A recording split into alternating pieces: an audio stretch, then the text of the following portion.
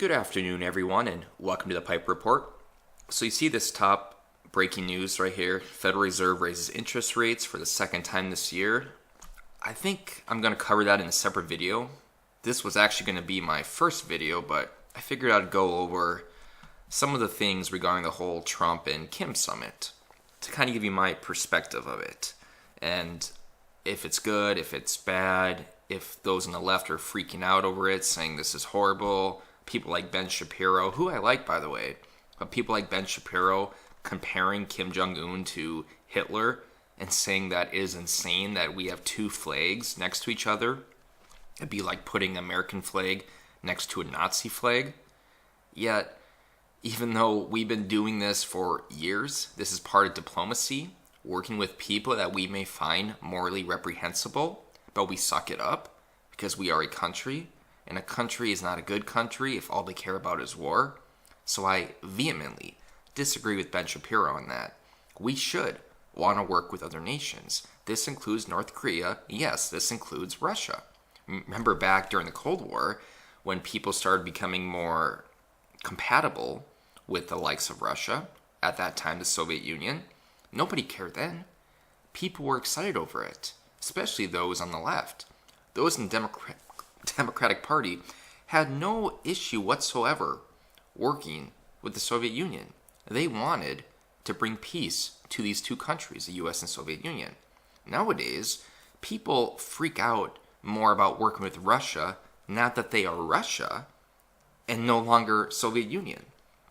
It's a complete reversal. You think the opposite would have happened. You think that they'd be mad when we want to work with a communist dictatorship responsible for the deaths of like 50 million people. But no, they're angrier toward us working with Russia, which is no longer a communist dictatorship. I think we really have our priorities backwards. But anyways, so Trump and Kim Jong-un met during a summit, and they basically made an agreement. They made a deal that Trump and South Korea, the US and South Korea, would stop their military exercises, their war games in South Korea, and Kim Jong-un would begin denuclearization. Now, some people support this, and some people are saying this is just silly.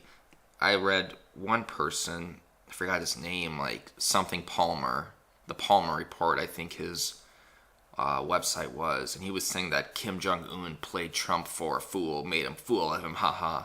It's like, no, not really, because Kim Jong-un is not really getting anything out of this. The only thing he is getting out of this right now is that the US and South Korea would stop their war games on the Korean Peninsula. That is really not that big of a win for Kim Jong-un, since those war games have been happening for years, and since the US has literally the best military in the world. If Kim Jong-un would all of a sudden go completely insane and decide to attack South Korea, you can bet that the US response would be adequate. The US response would be immediate, and we would destroy North Korea. Having war games on the Korean Peninsula, the only thing that does is that antagonizes North Korea. That makes Kim Jong-un feel threatened, and when he feels threatened, he bolsters. What I mean by that is he'll test his nuclear warhead capabilities. It seems to me, and I think you can look back on this, so this is true, every time the US and South Korea does a war game scenario on the Korean Peninsula, then North Korea all of a sudden tests their nuclear capabilities. The two are always in conjunction with each other. I wonder why. Maybe Kim Jong-un feels threatened? If you have two countries right outside your border initiating war games on how to properly attack you and assassinate you and defend against you, well, you may feel a little bit threatened. So I completely understand from Kim Jong-un's side. Now, I am no fan of Kim Jong-un. Don't think I am a North Korean apologist. I am not. But the truth is that this whole war between North Korea and South Korea, a war that is technically still going on, and us supporting South Korea, isn't actually helping anyone.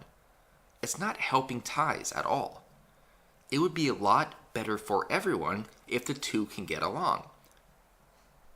And so this meeting, this agreement they had, is a great first step.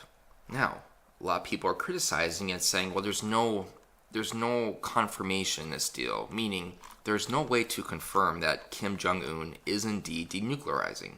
And that is true. But it's still a great first step in the right direction. And that is what diplomacy is for. You can bet that Mike Pompeo and the Secretary of State's office will work now with North Korea. Work on ways on how to reach a confirmation. And what I heard in recent reports that it may take up to 15 years to fully denuclearize, which seems very long. But it would be nice if we can actually see them start beginning their denuclearization. Now you have to understand it from their point of view. Every country that gives up its weapons for the U.S. is inevitably invaded and destroyed by the U.S.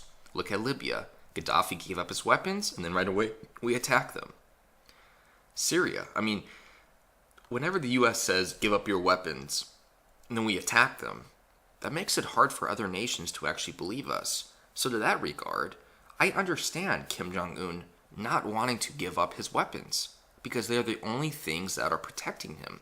They are the only things that are keeping him on par with other nations. And I know some people are throwing up the conspiracy that, well, look at North Korea as one of the very few central banks. North Korea doesn't have a central bank, basically.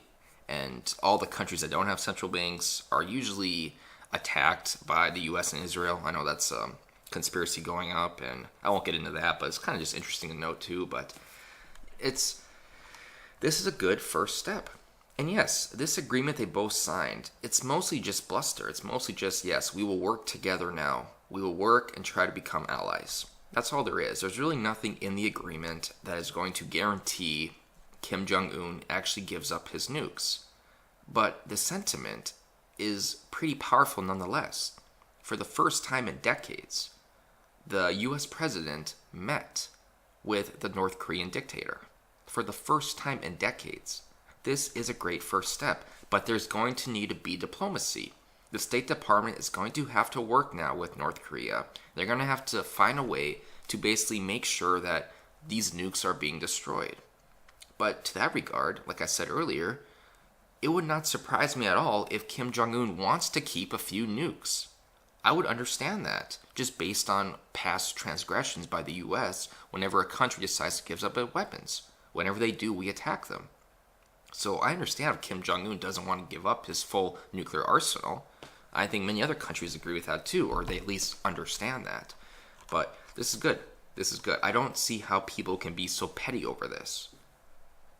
It's almost like to me, a lot of these people in the U.S., they actually want nuclear war to break out between the U.S. and North Korea. Just to prove that Trump was wrong. Because they hate Trump so much that they want him to fail. They do not want him to be a successful president. They do not. And so, in their minds, this deal is a major failure. People are saying that Trump got outplayed by Kim Jong-un. Kim Jong-un completely destroyed him in this. He played him for a fool. No, he didn't. This is good for everyone. And not just these two countries, but everyone in the world. Everyone on a global scale. They do not want Donald Trump to succeed. They would love to have this man right here increase tensions with North Korea. I know this because many of them already on alternative news websites and mainstream news websites have been making claims that when Trump first got in office, how he increased tensions with North Korea. He set tensions back with North Korea some, I don't know, I think they said like 20 years or something. And now that he's actually bringing the two countries closer together, meeting with Kim Jong-un, an act unprecedented, now all of a sudden he is being played for a fool. So before it was him making things worse with North Korea, but now all of a sudden that North Korea took advantage of him because he's weak. I mean, you can't have it both ways. They contradict each other. But yeah, those are my thoughts. It's a good first step. There needs to be more done though, which will be hashed out in using diplomacy. But it's a good first step. And who knows, if things continue on this way, it's very well possible Trump may win a Nobel Peace Prize. And if that happens, you can bet those who despise him are going to be losing their minds. They're probably going to start to devalue the worth of the Nobel Peace Prize. Even though, to be honest, if Obama won a Nobel Peace Prize, there really isn't that much worth and value to begin with. But it'd be amazing to see if Trump won, just to see the reaction of what they do and say about it. And I'm done.